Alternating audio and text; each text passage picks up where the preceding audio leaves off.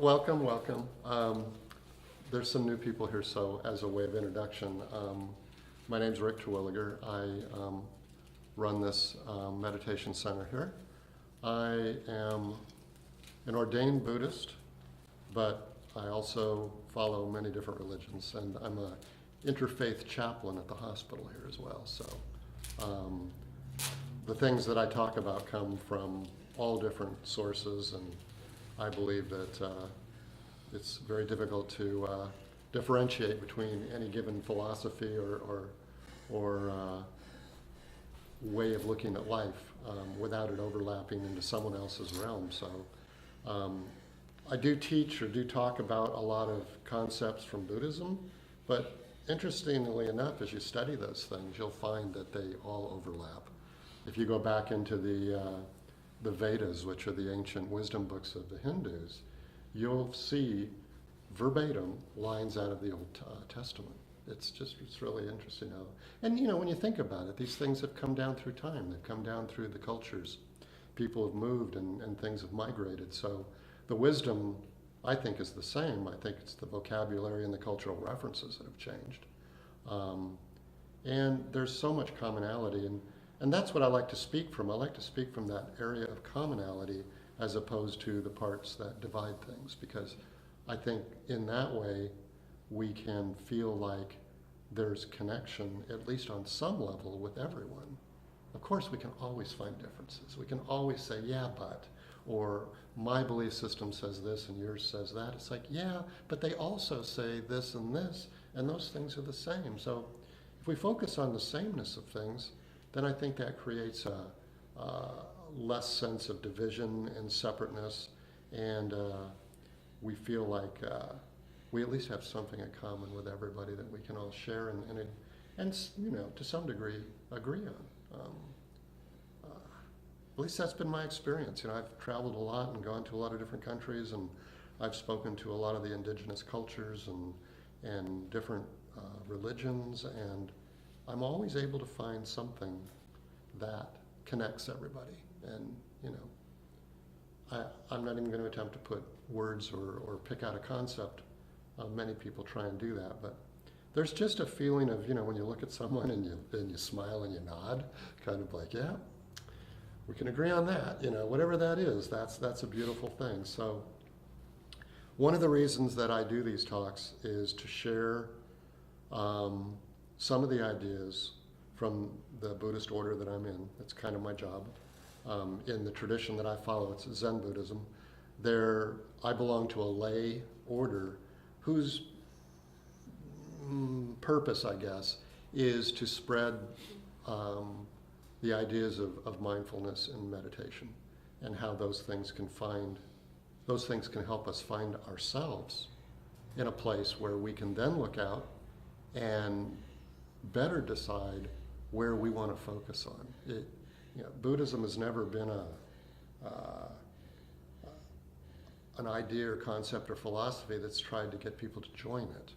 It's basically said, here are the things, we see things a certain way, and if we look at things in a certain way, that'll allow us to decide what's right within ourselves. It's an individualized practice, really. It's not oh gosh, I can't remember the words. There's a differences between Western religions and Eastern religions. They talk about one being a realized religion or experiential, and the other's sort of I don't remember what the right word is, but it's like they tell you what to think, and then you choose to follow that or not. Whereas in some of the more of the Eastern religions are about, here's sort of like a table full of objects, and do you see anything that attracts you? And if it does, pick that up and use that. And if the other things don't, then don't. It's to me, it's a lot lower key.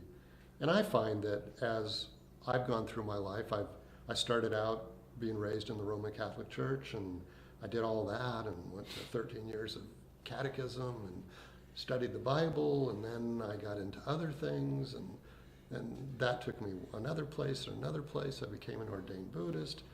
I hang out with a lot of born-again Christians now and evangelical Christians as part of the chaplaincy. And we're always finding ways to connect. We're always finding ways to say, this seems to be similar. This is, let's not worry about those dogmatic things that say you can't or I can't or this would keep us apart. It's not necessary. It's what do you call it? I mean, that's what I'm always trying to say is, someone will say, well, do you believe in so and so or such and such? And I'm like, well, not by that word, but it's very similar to what I believe, and we use this word, and I think words are probably the lowest form of communication when you think about it. It's like the common denominator that we all can agree, and yet, and I've used this analogy before in these talks, if I went around the room and I said there's an imaginary dog in the middle of the circle, and we all were to just think about what that dog looked like, if we were to go around the circle and ask everyone, what's the dog look like? Everybody would describe a different dog. Same word, right? And I think that's really what in religions and philosophies and belief systems that we get so hung up on what we're calling it that we forget about what feeling does it invoke us in us. I mean, gosh, that spiritual connection, that realization moment, no matter where it comes from or what imagery is associated with it, is the same. I mean, it's been described in so many books, both, Christian and Buddhist and Hindu and all the different religions in the world. But when you read someone trying to write about a very deep spiritual experience, it's as if all that falls away. It's the same thing. And there would be people that disagree with that. I understand that. And that's okay. I'm not here to tell you what to believe. I'm not here to convince you that what I believe has any validity at all. I jokingly say sometimes that, if I say something and you connect with it, and that strengthens your belief, I've done my job. If I say something that you completely disagree with, and that strengthens your belief, then I've done my job.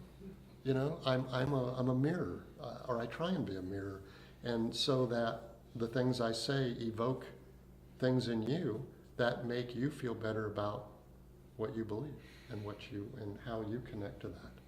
I mean, I like to talk about, and I like to try and elicit feelings in people, and deep feelings of peace, interconnection, joy. How do we find those things? Because those are the important things of this world. Everything else is kind of superfluous. It's like, sometimes I think of it as going to the county fair or something. It's just, there's so much going on, and people are yelling, and there's this and that, and this ride, and this person's trying to get you to do that, and they're trying to get your money to do this, and you want to win the prize, and it's just like, when you walk away from it, at the end of the day, you're like, wow, what was that, In a way, life is like that. I mean, we're pulled in all these different directions. We're pulled and pushed and poked and prodded and told what to do and what to think.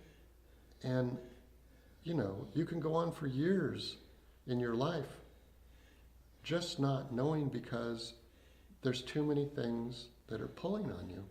And I think one of the advantages of getting older is that we start to weed away some of the things that I think when we're young, we're afraid not to believe everything. Because, well, what if that's right?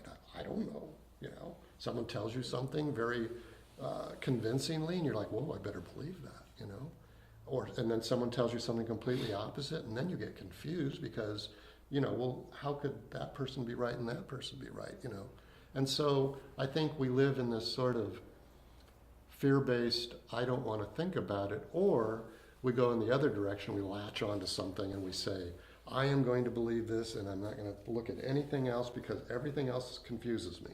So if I only stick with this and I hang out with these kind of people and I believe what they believe, then I'm safe. And, life's not safe in that sense. I mean, I believe life is safe, actually. I'll get into that in a minute. But what I'm saying is belief systems, we try and bury ourselves in belief systems that bring us something that we're all looking for, and that's contentment and a strong sense of knowing who and what we are.